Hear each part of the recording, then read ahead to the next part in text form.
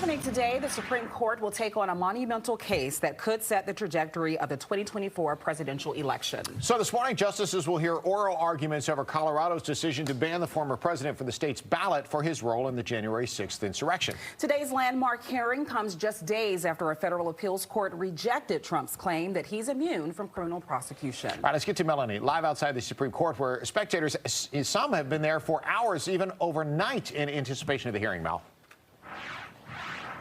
That's right. You know, and things definitely starting to build here out in front of the Supreme Court. We can hear some guy shouting something over in the background. And we've seen groups of people supporting either side of the argument also starting to arrive. But, of course, the folks behind me here, they have been, as you mentioned, standing in line, some of them since yesterday. You know, there's only about 50 seats guaranteed for the public to witness these arguments in person. They were supposed to start handing out tickets around 7:30, 7:45. They have not done so yet. But these folks, they are in for the long haul. They say they want to be here to witness a case that could have historic effects on the presidential election.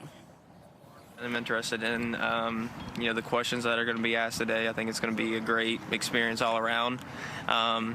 As a law student, I think it's going to be a great experience to learn from, not just in terms of like national importance. I think it's going to be a great opportunity for me personally to learn. I want to be a Supreme Court justice one day. It's one of my biggest dreams, and like seeing Clarence Thomas would be like a dream come true, or even just being historical events would be a dream come true. So that's why I'm here. I'm also an intern, so I want to learn as much possible I can before I go home.